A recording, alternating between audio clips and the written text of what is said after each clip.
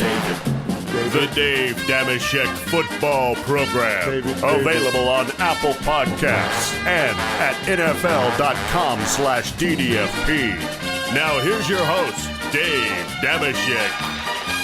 Oh, hi and hello.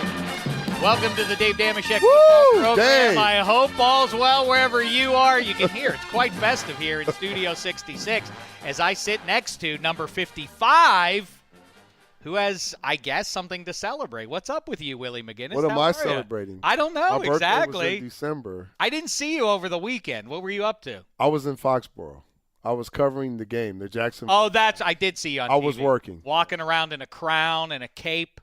Was I? Yeah, well, I saw you on Total Access. Oh, on, you saw some Monday of the old Tuesday, stuff that yeah. we did. Yeah, you know. And I saw you in the We locker have great room. producers here. They come up with great things. I saw you in the locker room post-game of that AFC Title Really? game with one Tom Brady. Really? Yeah. Yeah, I had to go check on my brother. Yeah. Make sure he was okay. I want to get into all of it. Coming up on this DDFP, we've got Josh McCown coming up for you. The guy who really, I'll tell you. I like Josh. Let me tell you something, Willie, and no jive. I've already had this conversation with him, and we'll play it for you in just a little bit.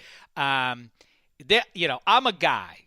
He's a man. You know, there's a difference. I was trying to figure out where you were about to go with that, but I'm a grown-up, okay. you see. So, I mean, I can't call myself a kid. All right. But calling me a man feels a little you felt real specious. manly around you when he came around. He made you feel This is the way a man Did he make you feel less of a man? Well, yeah. Things like you need to work on? Yeah. When I talk, there's certain guys I talk to, and I'm like, just see, this is the way a man comports himself. What kind of schnook am I? What kind of loser? What kind of life is this? How do I make you feel? Well, I mean, you continue to, make your silly jokes, your hurtful jokes. I got to do my a better expense. job of. And I think that makes you small. Okay. I mean, you're large physically, but sometimes you can be a little small. Okay. You know what I mean? All right. I'm gonna try to grow. I want you to work on you. That's work all. on me. I'm gonna try to grow myself. So we'll talk to McCown. And by the way, so we talk about the Jets, we talk about all of it. The quarterback changes, I suspect, are looming here, and three guys who probably are now going to really be much. What these title games have done now to Nick Foles, Case Keenum, and Blake Bortles is suddenly more interesting based on what's happened this January. I would say maybe two of the three. I want to talk about that, but I want to talk to Willie McGinest about his day, Sunday title game. Let's start with this one. Where does that rank for you in Tom Brady performances? Not in Patriots dynasty performances, but for Tom Brady, because I've always said his rally down 10 against the Seahawks, the best defense that there was at the time, defending Super Bowl champs, to rally them back. That was his signature D, 28-3 notwithstanding. I feel this one maybe even trumps it. This was one of, I would say. And, we use the word great and elite loosely in our league. You hear everybody say, oh, he's a great quarterback, or no. Greatness is measured on what you do in certain situations over a period of time on a consistent basis. I just came up with that. That wasn't written, right? So call Merriam-Webster. Yeah. So when you watch Tom Brady surgically just pretty much dice up the Jacksonville Jaguars in the second half, or certain drives when he's down, 20 to 17, and you watch at 20-10 when Lambeau makes that kick. I thought the game's over. And he's not the only one. You watch Aaron Rodgers do it against the Dallas Cowboys in the playoffs, right? And then regular season he did it again. You watch Big Ben do it. Just wasn't enough time. He ran out. You watch these certain quarterbacks do this. It tells you the work that goes into it. It tells you their competitive nature. It tells you that these guys are on a different level than most quarterbacks. Because Blake Bortles got the ball with 2:48 left. And I thought he played a decent game. I thought he played a really good game.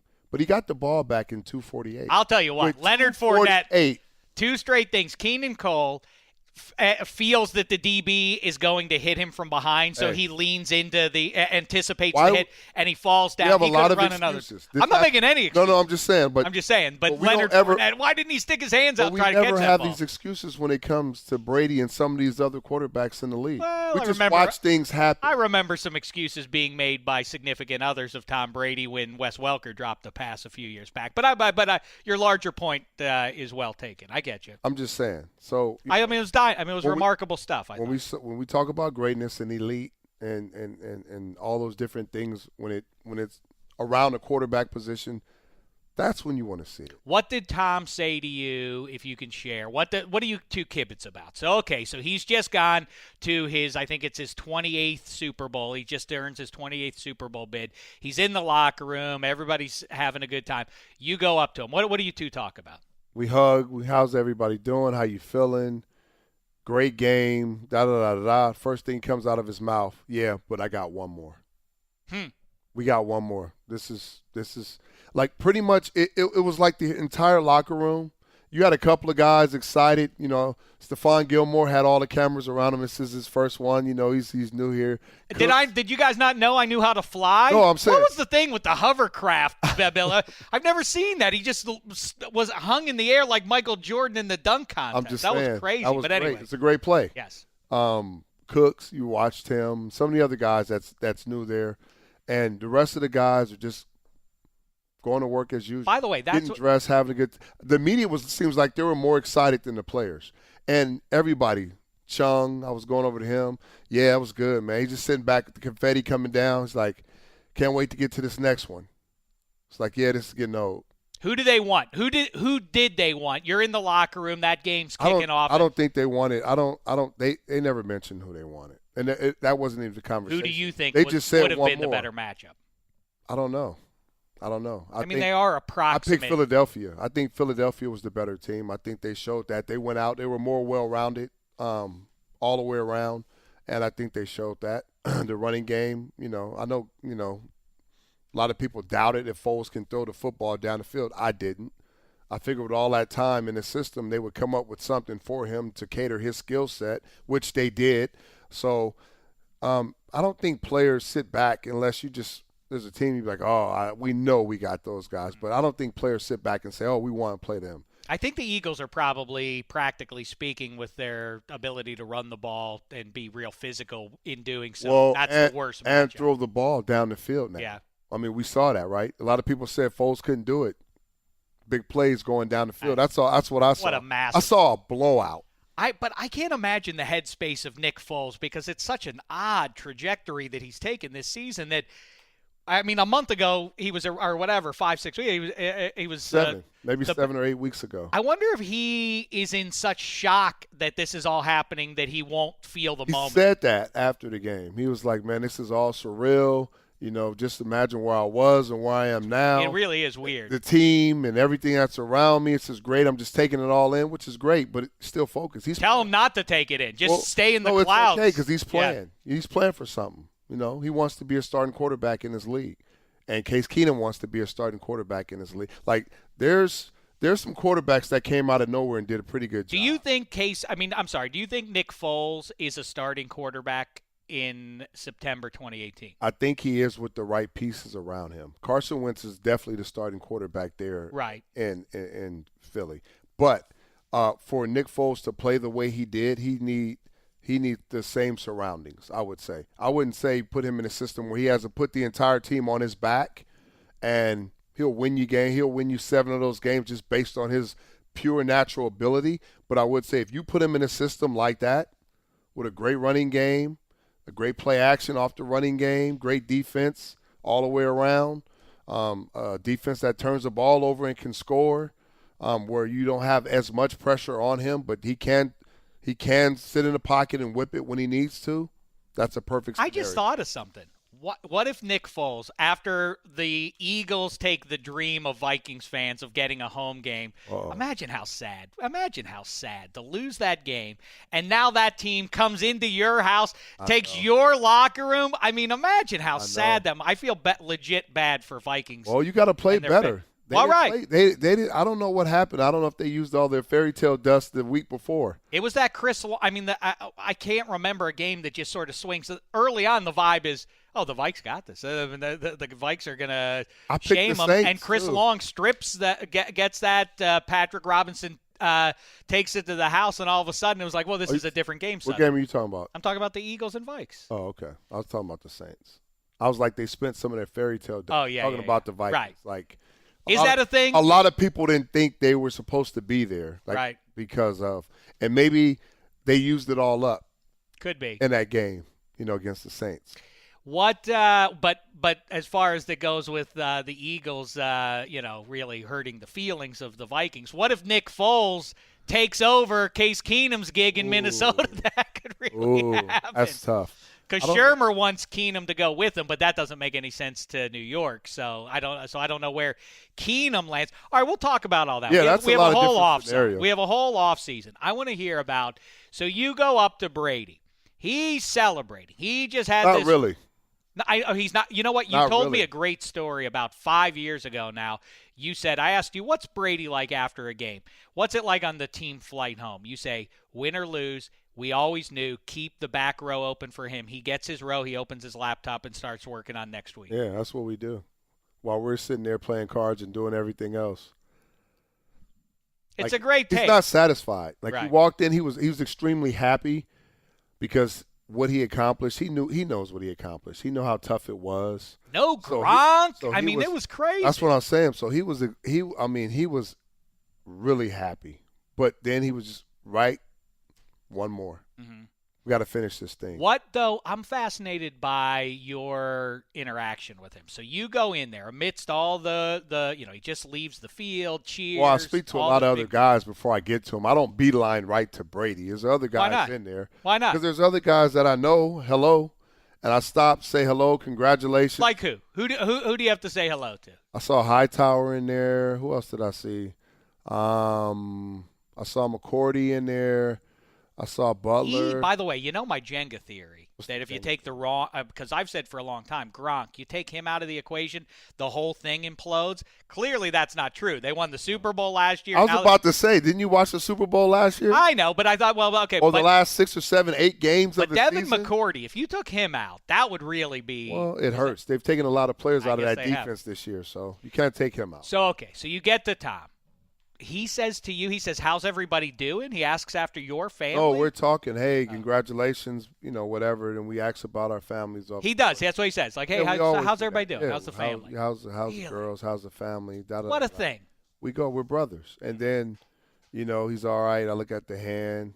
I'm like, man, it doesn't. Did it look well? What did it look like up close? Looked a little swollen. Looked all right. He was good. Did he say anything about it? No, we didn't talk about it. You don't even say that. That didn't give you any trouble. He played in the game. Didn't you hear it? I heard it. I'm just interested to know if he says anything. It's not open heart surgery here. That was funny. I thought Belichick was funny. He's like, we're talking about a hand? And you're still okay with him, and you're still okay with Belichick the way he dresses himself. You see the post game? He wins. I know, but I still would like to see him in a suit and tie, It's coming off the field. He wasn't even dressed yet. I can't say there was a celebration. What's he say to you? What's he? You kibitz with him a little bit? You know what? I missed him. I went in his office, and he was still out talking with the media and whatever, but they were setting up a little celebration for him, in there.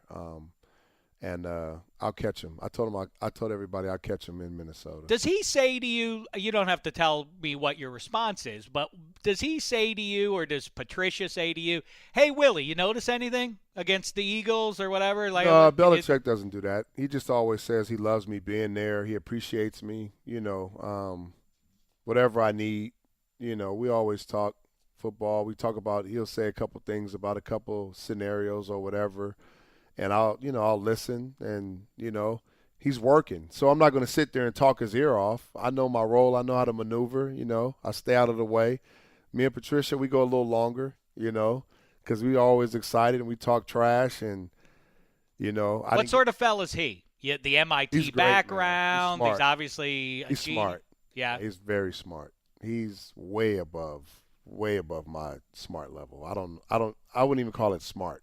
He's on a whole nother level. That's why he was smart enough to know I better get out of New England because Belichick's on his way out too. And right? Are you still riding that? I'm still riding it. We'll see what happens. Everybody was hugging and happy after the game. Good. I'm glad you they were. couldn't be happy with him, huh? You just couldn't. What do you want me to say? How benevolent can I be?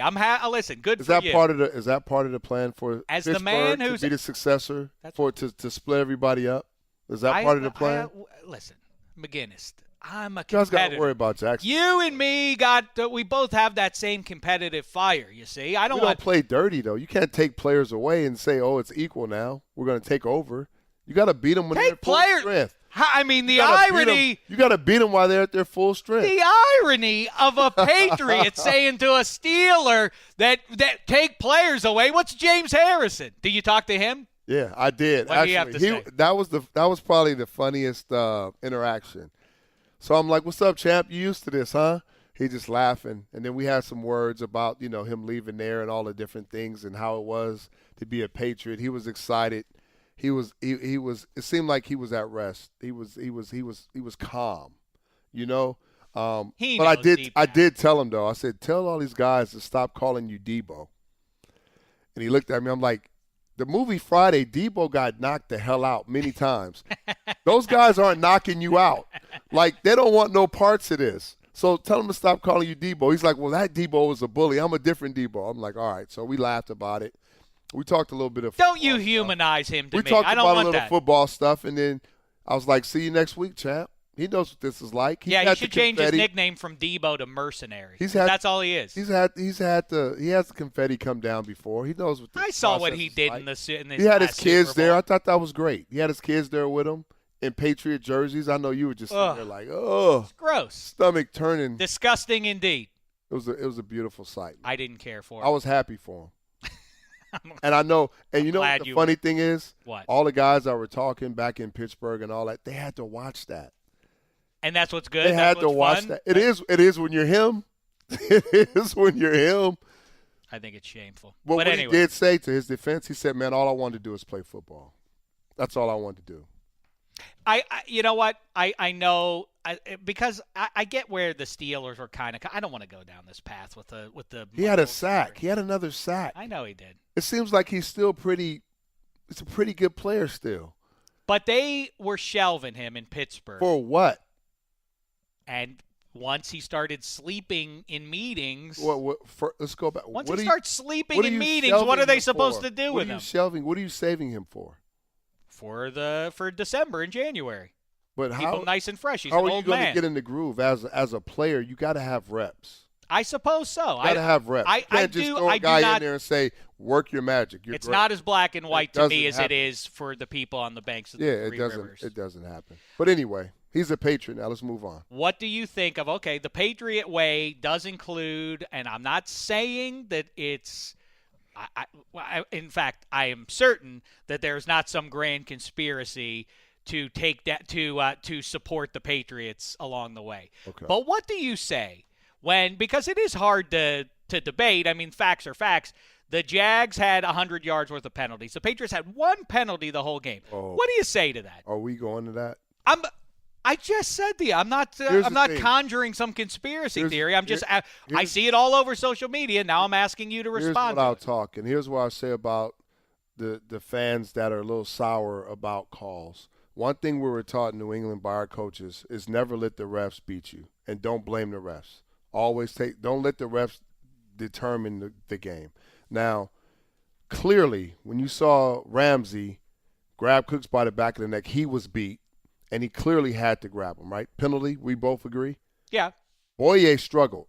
Like he struggled against Antonio Brown, he struggled all day against Cooks. Will we agree? I do agree. We agree. But I want to say about those two plays specifically. Those are two penalties. The 15-yard, the knocking out Gronk. I don't think that was a dirty play. I don't think so either. I don't think that was a dirty play. By rule. Definitely has to be called. By rule, they have to call. And by the way, the other thing is, too, before that, Gibson, just before the collision. But he got the interception, right? No, the other way. Gibson clips, he dives, Gronk is past him, and Gibson swipes at Gronk's legs and trips him a moment before the ball arrives. Right. So it should have been PI there.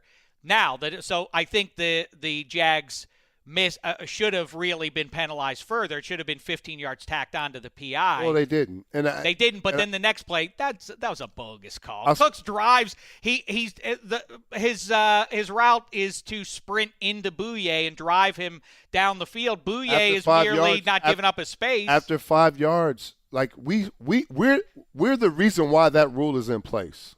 Understand that. So we know how to attack that rule. They put that rule in after we played Indianapolis in the championship game in Foxborough, okay? So I understand that rule to the fullest. After 5 yards, you cannot make contact. I know. Well, actually, it goes back to Mel Blount. 47 was too physical 5 yards after. But I get it, but they didn't have a rule in place. Right. They put the rule in after we played Indy, after that year. You cannot make contact. So if players are smart enough to understand that, and you get physical or whatever, they're going to call it. But it got to does be make me smarter. That's just being a smart football player. But going forward, isn't that a keen little strategy for a receiver? I'm going to drive myself full speed because it's my space and it's gray. Did all receivers push off when they can? Did Michael Irvin push off? Did a lot of those guys do it? If you extend the arm, they're going to call it. If it's settled, they won't. You just got to play the game. You got to know how to play within the rules. I see. You are assuming, Willie.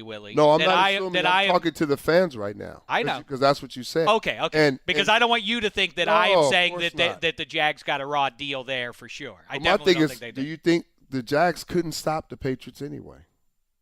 Well, here's the play that a lot of people have now started to debate. Is the Miles Jack fumble or the scoop? I say again. What were the refs going to do? They got the ball. I know, but if you look at it. Who did they give the ball to? You know that should have been a live ball, but there's no way practically. He was touched. He wasn't touched. He doesn't possess the ball till his body rolls over Dion Lewis's. Then and only then does he possess the ball on the ground. He gets up, but the official, I just think it's unreasonable to expect. They gave him the ball, though. A lot of people thought that he didn't have control of it. By the way, what do you think about my theory about this? They could not, Al Riveron and company could not, because I think you could make a pretty compelling case that Dion Lewis, by the time he gets to the ground, has regained possession of that ball against his hip. And you could say, well, that he was down? He's in control of that ball, but there's no way that he was down? Yes. But there's no way that Al Riveron, a month after he says Jesse James, when he hits the ground, doesn't keep possession. He couldn't then say, well, that – it always has to go back to a Pittsburgh Steelers story of something with the Pittsburgh Steelers. That's right. Whatever came against the Titans, I don't care. I'm just telling you. It was obvious that Jesse James did not possess that ball when he hit the ground. It's okay. It was obvious. It's not okay. It makes me sad still. Did they give that ball to Dion Lewis or did they give it to Miles? That's my point, though. Who did they give it to? Spaghetti behind the glass. Break the tie. Would you please? You understand my point, Who did don't they give the ball to? They gave it to the Jags. I'm just telling you that they couldn't overturn. So but they would have. This is a makeup call for something that happened a couple of weeks ago against Pittsburgh. I do think they would have given that ball to the Patriots. They would have said, "That's what Dion Lewis did regain possession." If it had not been for I think they got it right. They gave it to the Jags. Okay, Spaghetti. Well, who's right about this one? Do you think Riveron did that because he was because of the Steelers, informed by what happened the month before? You're trying to get me to say the league is a little bit biased. I'm not going to say that. The league. I didn't say anything about bias. You know what's funny? The league who suspended Brady last year for 4 games is a little bit. By biased. the way, the same league who also took a first-round draft pick and $1 million from the Patriots for air is biased towards the Patriots, and they're going to give them all the calls. Isn't that what's funny? Isn't that the league who supposedly is not supposed to be friends with the Kraft family and the Patriots anymore are getting calls now, are directed by the officials to give the Patriots calls. I mean, imagine how ludicrous that sounds. Imagine Just how think about that. Think about I really do encourage fans across football. They got to come with something better. I agree. I think listen, I understand Willie McGinest is a long-tenured New England Patriot. That has nothing to do with my opinion. No. I'm saying that I understand you say, well, Willie, of course, would say that. But I'm obviously not on the side of the Patriots. Really think about what you're saying, conspiracy theorists. Really? What's the process there? What's the process? Goodell getting on the phone like, hey, make sure the home team has a good day today, okay? Like what? I don't get that. It's I don't weird. Get it. It's football. This deep state Here's nonsense. the thing is, everybody's not out to get everybody. Here's the thing is, as players, you can't make certain mistakes in crucial situations, okay? You can't get penalties. They tell you that all the time. You can't have mental errors or mental lapses. Right. The Raiders in the 70s took more penalties than Don Shula's Dolphins, and that was a factor in the game. I think you can ascribe it mostly to the Patriots play disciplined football, and the Jags like to get loose. They don't beat themselves. Right. You can't give them anything. And that's what you can't give the Patriots anything. You want to beat them, then you got to play. You can't make mistakes in crucial situations. And now, and this has been true for at least half a decade, if not more, the fact that is true, that it's understood, hey, the Patriots are not going to beat themselves, so we can't beat ourselves. Right. In other words, let's not make mistakes. Once you get it into your head, we have to be mistake-free, then you're going to make mistakes. Once you try to be perfect, you're not going to be perfect. And I always loved what you told me. Again, this is now 5 years ago, and I always think about this because as a Steelers fan, again, we are the exception as any Steelers supporter that the Patriots, when they play the Steelers, almost always annihilate them. It's not merely that you have the Steelers number. It's that they tend to win by a decent total. That is not the same against almost any other worthy contender. You guys, as you pointed out to me, it took me until you pointed this out to me, I never really observed it. Every game you ever win is pretty close, except against Pittsburgh. You barely beat the Panthers. You beat them by 3. The biggest margin in any Super Bowl you guys ever won 4, 5 was the overtime. The overtime is 6 points is the biggest margin. That's crazy to think, legitimately. But you said it's all predicated on, it's all based around, if we play perfect, they will make one mistake somewhere along the way, and that will provide the small margin we need to win the game. Fascinating. When you look that up, how many games are won and lost in the NFL by 3 points or less? It's almost 50%. Mm-hmm. So going in, that's why they put so much emphasis on not beating yourself, not making mistakes. Self-inflicted mistakes will cause you to lose a game. I have to, speaking of calls and decisions and Belichick and the mystique and all that, I think – because this came up with the boss, Greg Rosenthal. He's another Patriots supporter. Is he? You didn't know he's a Patriots guy? Guys everywhere. I don't know. Yeah, I love the Patriots, Willie. They're my favorites. He and I were talking about it. I've made this point since Super Bowl. I don't know, Willie. I was at the game. I was up in the press box. I have long hypothesized that in the last minute of Super Bowl 49, something that has burnished the Belichick mystique is that he somehow outwitted or psyched out or got into Pete Carroll's head after the curse catch. Did you see that though? It was a moment.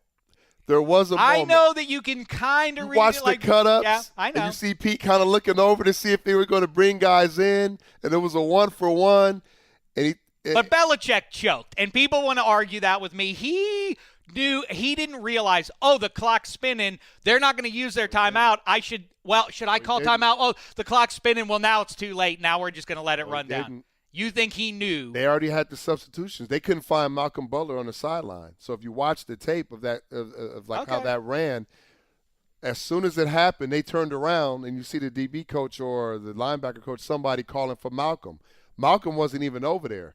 So they was already trying to get him in the 1-for-1. There wasn't any decisive or big conversations about where should we go? Should we go goal line? Should we put this in? It was 1-for-1. Malcolm, they immediately turned around to Malcolm, looking for Malcolm.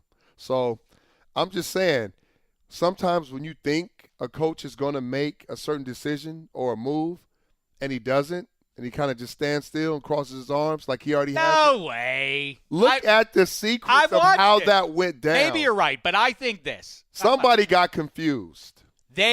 Somebody got confused. The Seattle coaches certainly psyched themselves out by they burned what history will forget is they burned their second time out on that Marshawn Lynch catches the wheel. I think that's where they burned it, but wherever they did, they unnecessarily spent the second time out. They only left themselves with one. Bill didn't, because how many did Bill have? 2? Yeah, I think so. So he's thinking ahead. I'm not going to burn timeouts. We can move our guys in. We know what to do in this situation, so we could just substitute. Because if we get the ball back, I'm going to need those timeouts. But that doesn't make sense because he let the clock burn down to 15 seconds in that case. Well, he should have stopped it with 59. That. No, I'm talking about before that. Oh, okay. Before that, he could have took a timeout and said, we want to make sure, because sometimes that's what happens. That's what happened with us. Mm-hmm. Take a timeout, make sure we got the right personnel, make sure we got everybody on the same page. We don't need any breakdowns, because if the ball snap and you go and you hurry up and you get lined up, that's when mistakes start to happen. Guys are out of position, got the wrong formation, the wrong personnel groups in. Things like that tend to happen. So sometimes he'll take a timeout just to make sure we're good across the board. They were good. Okay. That didn't happen. I think that, listen, to now as we approach Super Bowl 52. Situational football. That's right. And I can't believe, it seems to me, I don't know that the You know what else is situational football? Tell me. You guys not kicking the ball deep in that game. Well, trying to onside kick it was a bad situational football. What are you telling me? By the way, go back and listen. Giving you examples. Situational You're right. Football. By the way, Mark Cabali, beat writer in Pittsburgh for The Athletic, we went deep on the Steelers. Go back and listen to that if you want to deep dive on what's Mark going Cabali, on with that team. I got you. And he and I obviously discussed the crazy decision to do that. I wonder how it's weird to me, speaking of situational football, I'm certain that Bill Belichick, Josh McDaniels, and Tom Brady have 4 plays in their mind in that situation. I have to think the Seahawks coaching staff did too, but if they did, they would have realized, just to relive that one more time, you run Marshawn. He gets you down to the 1. I agree. On first down. You only have 1 timeout left. You run on second down. Then if you don't get it, then you throw on third. You got a timeout left. Right. Wait. So is that right? Yes. So let me take you back. You get it down there. Right.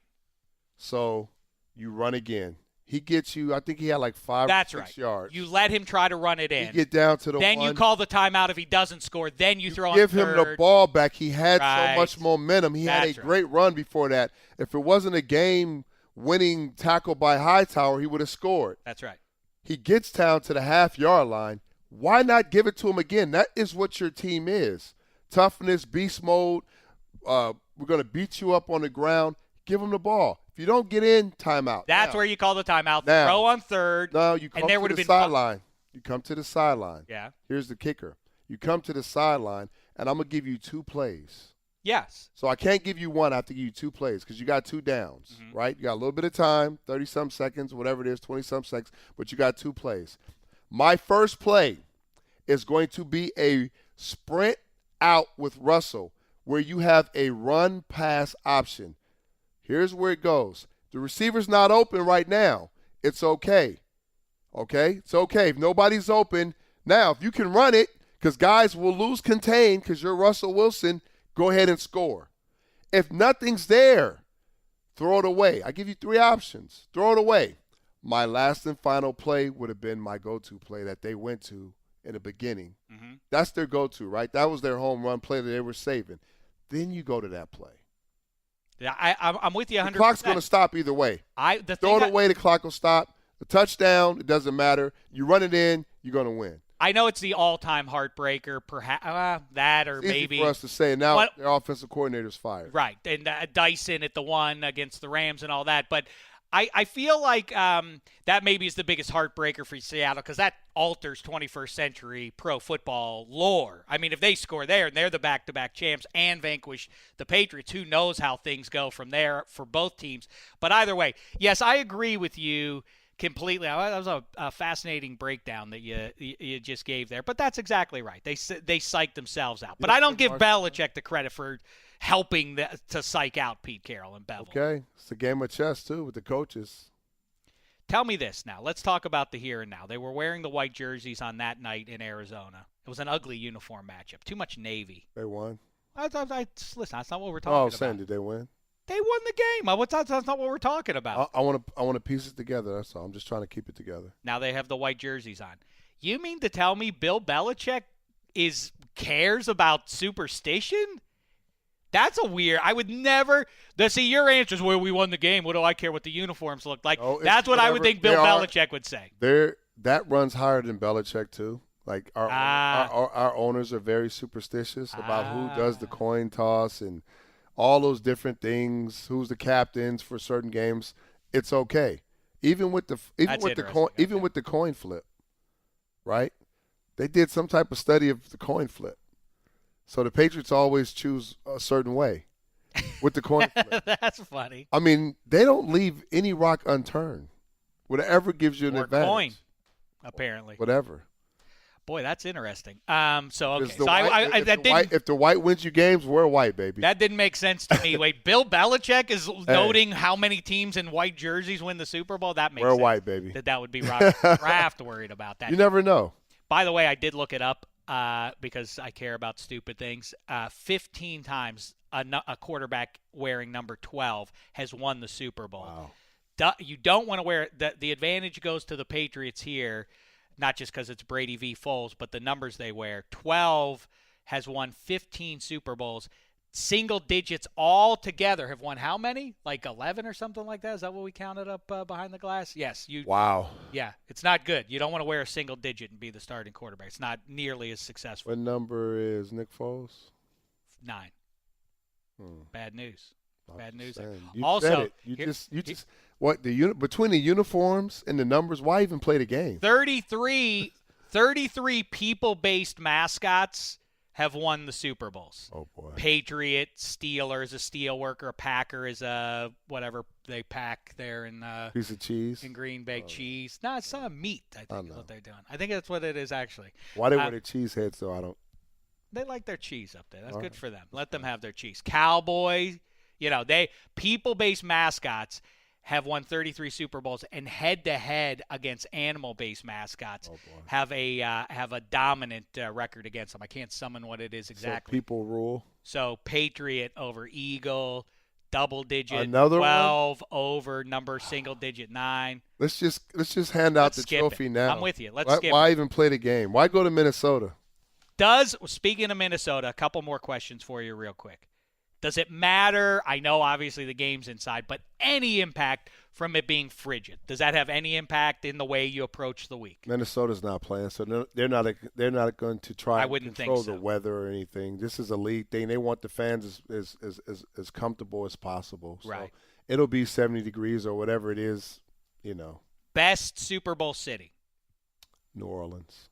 Agree. Everybody says that. Does anybody disagree with that? Oh man, you can't we do every other year? Can we do we can do whatever? Well, you have to. I don't care where we do the other year, but the rules. You have to give the new stadiums a Super Bowl. All right, we'll do that in the odd years. We're done. No, we're done. We got Atlanta next year. Okay. And then we got California. We got the Rams, right? And then we go back. So we're San Diego, we're Tampa, we're Miami, we're New Orleans. We're all warm. We're back to the warm places. Heinz Field. Your organization was trying to get a Super Bowl there. Imagine they were. They were. Really? Yeah, I had no idea. They were. I think we've earned it.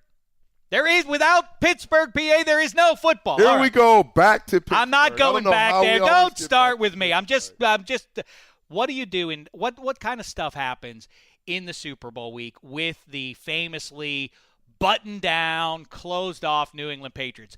In Super Bowl week in Minnesota, do you guys watch a movie together? What do you do? Go bowl together?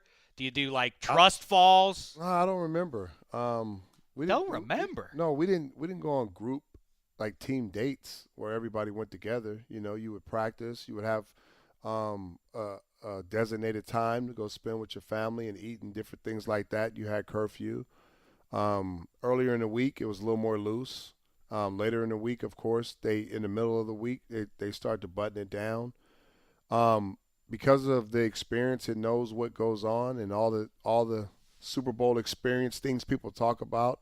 You kind of don't want to do too much, Do the Eagles not know that though? Is that not common sense? They have 6 players that know. Yeah, Chris Long obviously Blunt, off those Patriots and Blunt, right? They have 6 players that know, but it's tough. That's overstated, right? No, it's not. It's critical. As long as you know, but as long as Chris Long and LeGarrette Blunt are saying to the team, it's easy for you to know, but I want to experience. This is my first Super Bowl. I've been playing for 10 years in this league. This is something I dreamed about. when I go there and I see all the flashing lights and I got all the media requests and everybody wants to take me to dinner and the clubs and all the great parties that's going on all week long, and I got these people that want to pay me for these appearances, and I got my family members that I want to take out and take them around town, and I want to hang out with them and have dinner, and, oh, yeah, I got to practice. I got to get ready for the game. I got to do this. I got to do that. Think about it. So if you're experienced and you've been there, you'd be like, your family understands already. Listen, you're probably not going to see me this week. Okay, we'll talk. We'll spend a little bit of time. We'll have a dinner at the beginning of the week. But come Wednesday, I'm shutting it all down. I'm going all football. Okay? Oh, I got you. Got you, honey. All right, kids, I love you guys. See you later. See you game day. And that's it. But the guys that have not been there is going to want to take it all in because they don't know when you're ever going to get back. Makes sense. You don't know if you're going to be on the same team next year. As always, it does see you bring the human element to it. Just the truth. Even the Patriots have some human beings on their roster. Is that right? A lot. They have a lot of them. Yeah, they have a few. I can't believe white jerseys. Oh, we can't wear the blue. We might lose. Who said that? I don't know. So that's the message I read. But there's something with the green jerseys too, though. There's the orange is the worst. You don't want to have orange on, apparently. Well, there hasn't been an orange team in the Super Bowl in a while. Well, Denver Broncos could have. The Broncos in what 48, happened? they wore their orange and they lost. They've never won a Super Bowl in their orange. They had jerseys. orange. Yeah, and then the Bungles have been to a couple with their orange hats. They lose. Oh yeah, don't do orange. Yeah, and the Browns. Don't talk about the Browns. I spent 3 great years in Cleveland. Don't Don't you talk about my Browns. Browns. By the way, we'll have time for that conversation at a later date, but that's my big idea. What you do is, if you're the Browns, you go sign Kirk Cousins. Break the bank to get him. Then use the first 2 picks that you have, first and 1 and 4, on the 2 best defensive players. All right, if you want to take Barkley, that's your business. You got to take him. Well, you got to. There are a lot of good running backs. Break the bank.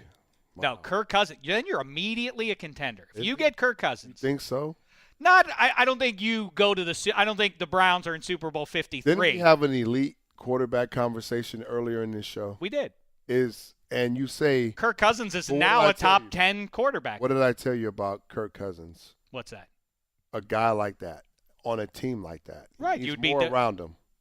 Else he'd be doing that in Washington right now, right? Mm-hmm. I don't disagree with that. He needs more around him. I think you're loco if you're DC and you spend $30 million to keep Kirk Cousins on a deeply flawed roster. He's already making 25, 26, whatever the number is. I mean,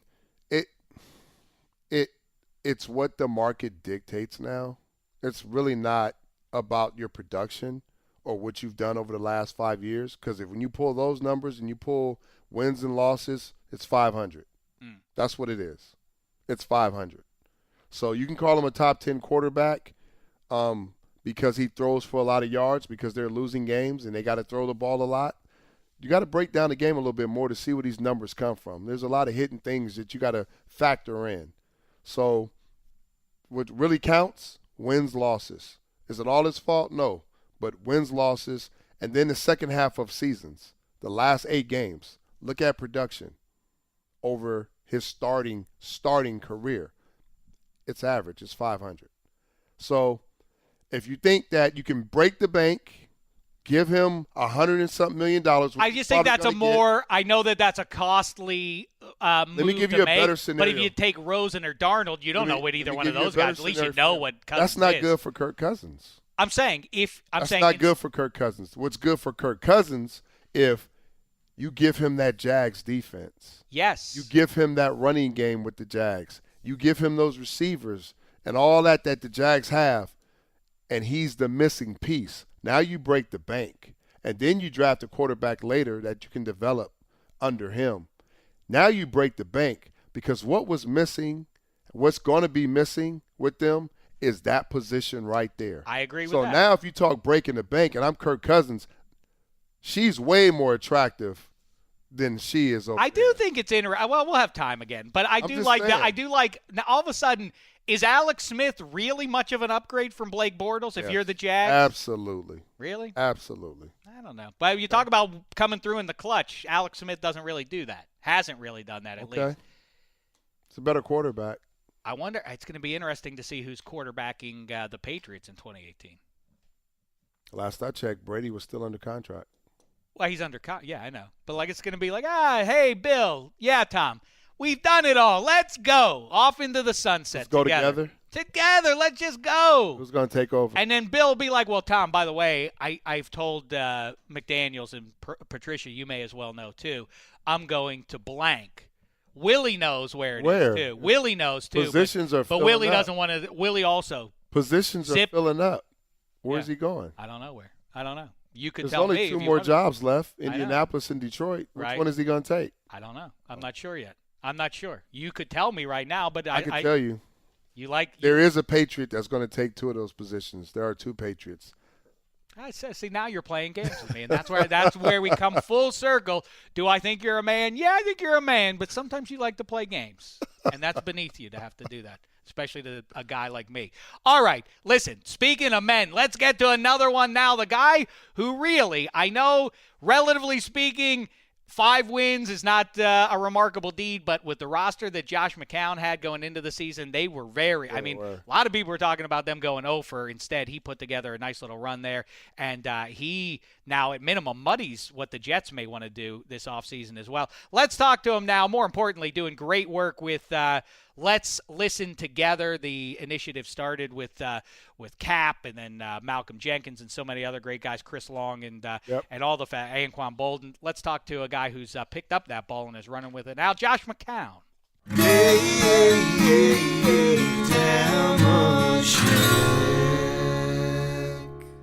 Ooh, I'm anxious for this conversation. Seated to my immediate left, right here, the quarterback of one of the more surprising teams in 2017 from the New York Jets. Here he is. It's Josh McCown. How are you, man? Doing great. Thanks for having me on. Certainly. A lot to get to and not a ton of time to do it. So let's start here. One thing I talk to guys about a lot is how do you emotionally and otherwise in such a physical sport, how do you get up to play games when you know your season is not going to finish playing in January? How do you continue to get up? And I mean, you're going to get hit by 300-pound men. And if it's not going to end in glory, then what's the point on some level? Right. Well, that's a fair question. I think, they're to a degree it's a character issue. Like, you're getting paid to do a job. So you got to get up and go out and play as hard as you can. And then you look around the locker room and the guys that you're playing with, and you owe them your best as well. So there are days or times more during the week, the practices where when you're at the end of a long season where it's, you're not going to play in January, where it's frustrating, it's hard, but you have to find that little thing within yourself that's probably why you made it to this level to begin with. Kind of self-motivate and get yourself going, and go out there and finish the year the right way. Well, listen, you see the sign on the wall there, Josh. It says no jive. That's our policy. It's our one rule here in Studio 66. And in August, surely no one on the New York Jets, as management is dispatching players who are high-end NFL players, you couldn't have been thinking. I mean, people were talking about, are they going to go 0 for the season? What was the buzz like? What's your frame of mind going into that season? Well, other than fielding questions, obviously when we speak to the media, other than fielding those questions, you really as a team, you're worried about building the team and going through camp and all those things that you don't let that really get in. You what we see and what we believe, and again, it's kind of this spirit of a professional athlete. You make it to this level because there's something inside you that says you believe that you can accomplish something that other people don't think you can do. And so collectively, when you're in that environment, we're all there together going, we're going to be a good team. We believe what we can.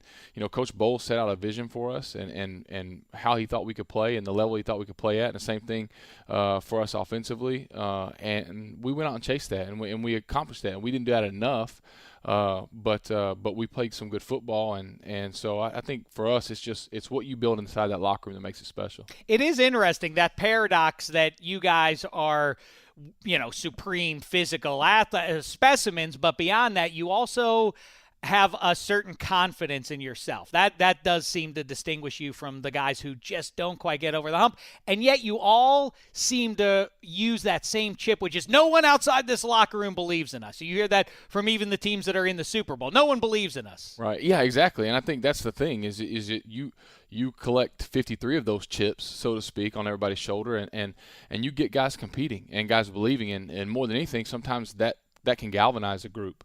And so for us, I believe that was the case a little bit this year. And I would tell you this to a man that the outside narrative would say that we overachieved based on what you just said about August and the prognostications going in. But I would say this, that to a man in our locker room, we would say we underachieved greatly. And we really felt like, we should have been and had a chance to win, 3 or 4 more games at least. Oh, yeah. There was a vibe there that, are the Jets going to make the playoffs now? Yeah, exactly. And so I think that was a disappointment to us, and it's definitely something we can build on. And, again, it's a credit to Coach Bowles and him steering the ship and leading us there, and the guys in the locker room, both the veterans and then the young guys that we brought in, Jamal Adams, Marcus May.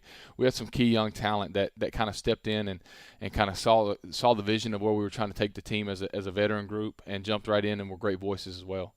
Well, like you say, you've kind of – I think you kind of are the personification of a guy who's been around and can speak to how different locker rooms feel. A couple questions about that. Todd Bowles, the quietest head coach you've ever been around?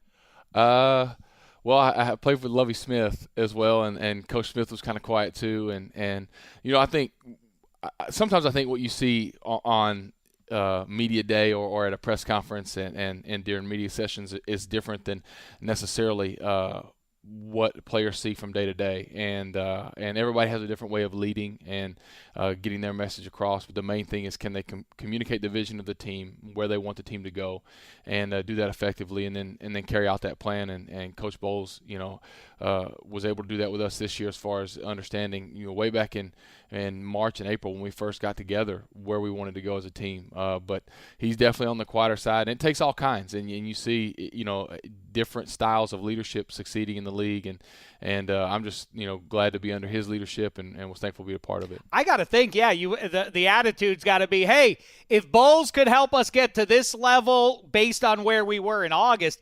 2018 is going to be dynamite. Double digits or bust in wins, right? Well, I think that's the excitement, is that you, like those young players I talked about, you create this environment where there's a standard that we believe we can play at, and then you go about chasing that in the next offseason, and so I think that's the credit to Coach Bowles to establish that this year, and Mike McCagnon and the leadership from up top of just sticking with Coach Bowles and saying, okay, we've laid a good foundation, now let's see if we can improve it. Also, like I say, you've worn a bunch of jerseys. Which is the best one you've worn? Whoa, great question. Like what do you mean, like best organization or color scheme? I don't care about best organization. I want to know what's the most handsome look. Most handsome look. I tell you what, the green. It is nice. Green and white was pretty nice. We really enjoyed, my family, we enjoyed, they like they always, kind of poll the kids on what they like. They enjoyed the Chicago uniforms. They like those colors. But the green and white we enjoyed that this year. Now I want to talk about, about 51 weeks or so ago, I got to sit down in Houston in Super Bowl week. I got to sit down with Malcolm Jenkins, and we talked about it all. We solved all of life's issues, and legitimately, he was, had rare perspective on, I was going to say, that's a good guy to solve life issues with. He really is. Yeah. Although, he's now back in the Super Bowl. He went there in his rookie season and won the Lombardi. And he has, I don't know if you know it, he has a big Lombardi trophy on his right forearm. Oh, yeah. What do you think of that? Well, I think it's, you want to talk about setting a vision out before you. I mean, you look at it every day, and it's something to chase. So it kind of speaks to who he is, as a person, and I think you see that in every aspect of his life. He's very driven and very focused, and so I'm all for it.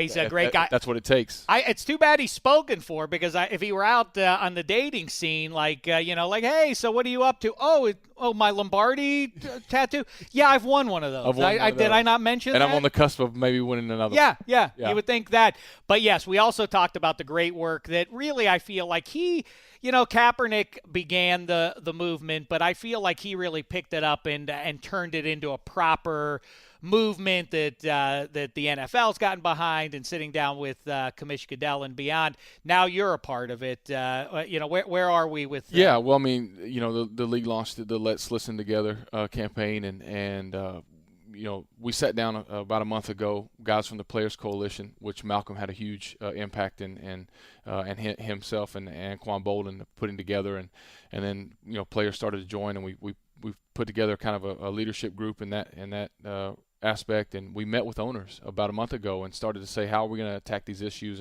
And what was great is the owners in the room, Michael Bidwell, Shad Khan, Stephen Ross, Jimmy Haslam, we're sitting there with the commissioner and dissecting, the issues that are important to players, and then what the league and how we can leverage the platform of the NFL to do good and to bring good to these issues and to shed light on them. And Malcolm's done a tremendous job of kind of spearheading that. But it's been a great experience, for all of us to be a part of. And just last month we took, towards the end of the season, we took a Tuesday with some of the Jets players and Christopher Johnson, and we went down to the Bronx, and we did what we call a listen and learn tour, and we listen to the issues that are faced, in some of these underserved communities, and just when you talk about criminal justice reform, something that Malcolm's very passionate about, and the things that we can do to help change some of these cycles that are keeping people marginalized and do something to make their lives better. And so it's been a great thing to be a part of. I'm really proud to say that I'm a part of a league that the owners would step in and come together and say, let's find a solution to this, and let's help impact the communities that our players are coming from. I mean, I hope it doesn't sound patronizing, but I think what takes it to another level is to see Chris Long with the face that Chris Long has, and the color of his skin, and looking at you with the flaxen hair and the blue eyes. Your involvement in it, what draws you to it, and what's next then? Well, I think too, you when you look at these issues, and these are minority issues, and a lot of times immediately what happens is things get so cited, and the saddest thing to me in some of these issues, when you talk about social issues, when you talk about community and police relations, is people jump on one side or the other. And the beautiful thing about love and empathy is they're infinite commodities. You can, I don't love one of my kids more than the other one. I have love that I can give to both of them. Yeah, that's where you and I part ways. No. But kids, if you're listening, and so I think that's the cool thing, is that you can side and understand and support law enforcement and wanting them to have the best chance they can to do the best job they can, but also understand that there are communities where whether the relationships are not as good as they could be, or there are communities that are underserved that you can also support. And so for guys like Chris Long and myself, I do think it's important for white players to speak out on this issue, because these are our teammates. These are human beings more than anything. I mean, it's a human issue, and so we've got to be a part of it. And I don't think that we're going to gain ground on this thing until more white people stand up and talk about it, because it's such a hard thing to delve into, and people get so protective of their own views, and like the title of the release said, the let's listen together.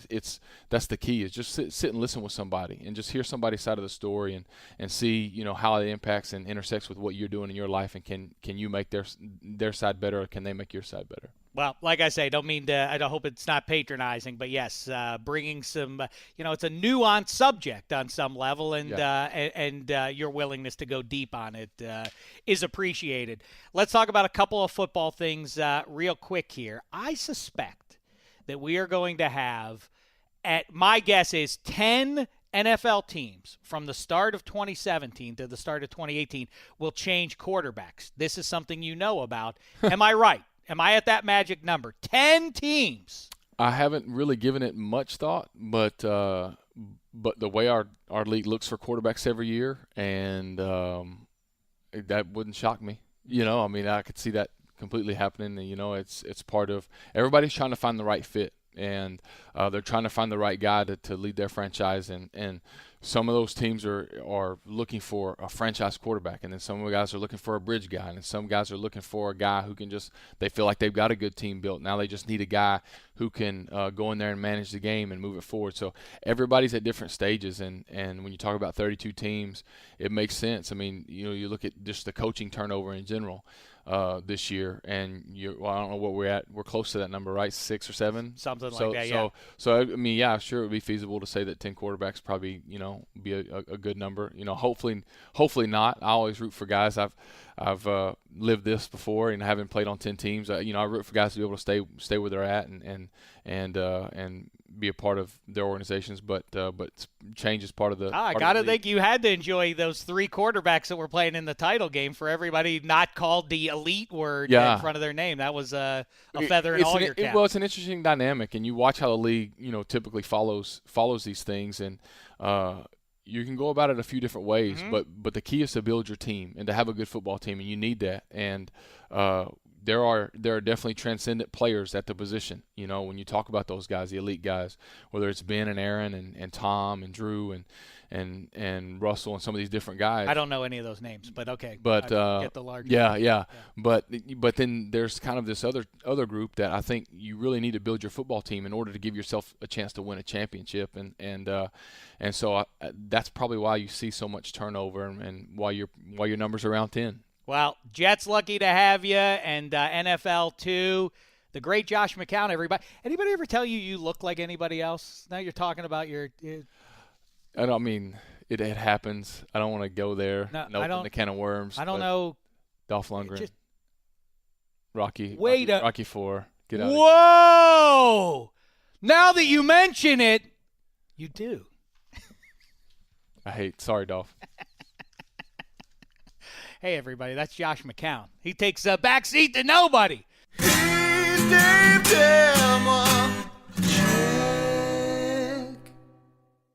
All right, we're not done just yet because seated to my immediate left now is a guy who I've gotten to know just very little bit. Back in August, I visited you down at training camp with the Chargers. Yep. I said, this guy, he's all right. I said, let's stay in business with this character. You since have spoken to Eddie Spaghetti there behind the glass. Here he is, everybody. Again, I hope this is merely an hors d'oeuvre to what will be a main course of off-season fare for us. Tre Boston, how are you, pal? I'm good. How about yourself, big man? I'm fine. I'm getting ready to go and be, up in the snow. I, for one, am anxious for it. Yeah. You don't like that? Yeah, bring everything you got because it's going to be a cold one. Luckily, it's indoor, though. Not lucky. If I talk about this all the time. Those teams that play in the NFC North should not be allowed to dome their stadiums for their own good. What a home field advantage that is to if you could play in 0 degrees and the LA Rams or somebody or New Orleans Saints have to come play up there. That's a decisive edge. It's almost like saying, let me think about it. Yeah, come up with the good analogy. I'm trying to, but there is no good analogy. You're trying to be cold and telling them, hey, you guys are going to be colder than us. That's right. It's still going to suck. That's true. It's going to hurt. I know, but listen, let's talk about the here and now. We have the Patriots. We have the Eagles. Yeah. And you had the chance to play them both. I suspect that this will come up throughout the next week and a half here. Yeah. Break it down for us. What do you think realistically? Yeah. With Nick Foles under center, obviously he is the X factor of this game. I don't know how else to carve it up there. If he plays like bad Nick Foles, they have zero chance. But if he, takes care of the ball a little bit, makes a couple of plays there, can they realistically take down the dynasty? Yeah, but what they're going to do is they're going to need their defense. Their defense has to come and be one of the best, in the league. If they're going to do what they, set their mind out to do and win the Super Bowl, they got to do what they did last week. You've seen sacks everywhere. You've seen a pick six go to the house. You're going to need your defense because Tom Brady's going to bring it. As we know you can pick a defense in this one, but at the end of the day, the best defense out there is Tom Brady, and he's going to score the most points at the end of the day. So you got to stop him from doing that. And there's easier said than done. Are they constructed the Patriots this year? If you go back through it, and I guess the not so secret weapon or not so secret strategy that they've employed in the last several games is, Brady gets the MVP and whatever, but the real MVPs are the guys coming out of the backfield that are getting 10, 11, 12. I mean, Shane Vereen or James White or whoever you want to say. Are the Eagles built? Do they have the defense to take that away? I think it's hard because what you have to take away is missed tackles. You have to make tackles in the flats. That's what you're seeing these guys like Vereen, Dion Lewis. You're seeing these guys miss, make one tackle miss, and next thing you know, that led to a 12-play drive and Tom Brady scoring. Do the Eagles tackle well enough in this game? I look for people to look at third downs and manageables. That's, about 4 to 6 and see how many missed tackles in the flats to these running backs there are. Is that, in broad strokes, they are kind of constructed, the things you would list, what you need to beat Tom Brady's Patriots. Can you get to them with the pass rush with just your front? Yes. Yeah. Can you bang them with the running game? Yes. I don't think when initially the Patriots, when I thought whichever one of these teams survives the NFC, the game's already over. But I think the Eagles actually can, as I think about it. They have a shot. I think they give them their best shot, like you just said, on defense. With the defense that they do have, Fletcher Cox up front, Brandon Graham, you got Chris Long. These are guys who are going to be able to get after Tom Brady. But the thing is, can they do it for 4 whole quarters without Tom Brady and Bill Belichick switching things up and knowing where to go with it? It's about coaching too as well, and these guys have been there and done it every single year, almost half of his time he's been in the Super Bowl. It really is. It is. People are now, even the people who can't stand it and want anything other than the Patriots. It feels like this year people are taking a beat to say, you know what? Before we are a society of vapid cynics and conspiracy theorists, and that's an element that people love to say, well, they're cheating or whatever. But all that nonsense, I think people are trying to appreciate. Wow, we are watching the 60s Celtics. We're watching the Canadians of the 70s or whatever, or Yankees of the 50s. We're in the midst of something special. Take a moment to at least drink it in.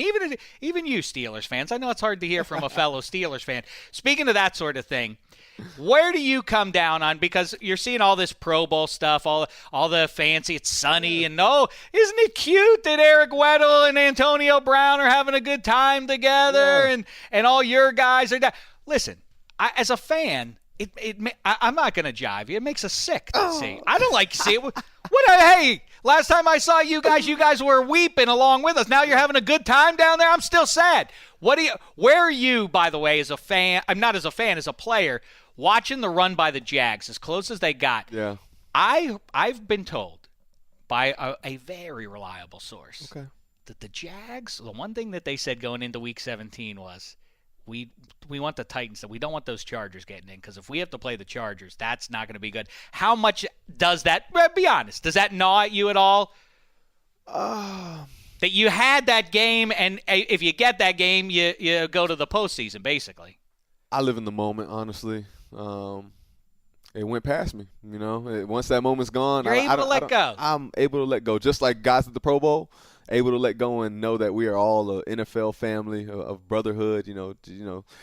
Underneath that shield is special. We don't really build these bonds on teams to hate other, fans, like you guys can build that bond. But that's why we love the fans, the support. I don't like any of what you just said.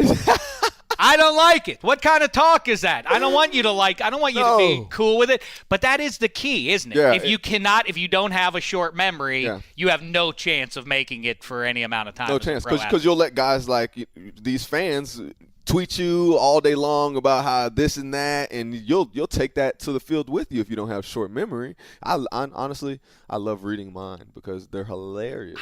You know what? People say, "Oh, you can't look at social. Don't ever look at your mentions." Oh, I love it. I love it. It's just like it fuels me. It's like, oh, you think that? Okay, well, what, you watch one game? Also, what's great is my advice to everybody with that. They say, why do you talk back on Twitter, Facebook, whatever? That's dangerous. Why do you do that? I say, I think it's funny, first of all. I think I enjoy it. It makes me laugh. And the other thing that's great to do is the trick of doing it. Just hold the racket out and let the force of their own stupidity bounce back to them. You don't have to do anything back. Just highlight it, and then everybody else will jump in and laugh at them with you. Seems like you know it. I know a thing or two, Boston.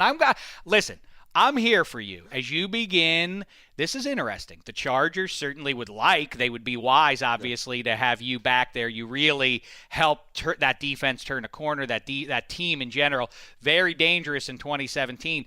I'm sure they will be in hot pursuit of you, but so too will other pro football suitors. I want to be a part, if I may be so bold. Spaghetti and I would like to be a part of your journey. Yeah. We want to follow you as free agency goes. Okay. Is that cool? I mean, we can do a package plan. Okay. Try to get us all together. Oh, really? Yeah, okay. yeah. I mean, I wasn't even thinking about playing, but I guess I could.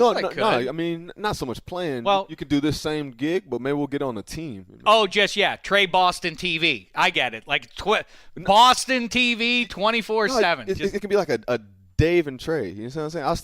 I'll still give you, the first name. I even get the first billing. See what I'm saying? Oh, I mean, okay. Let's work it out. I'm going to put you in touch with my lawyers because I want to get it all square. Right. Yeah, I'm going to get my agent then. That's like our equivalent of lawyer. Yeah. Here's my one tip to you to begin.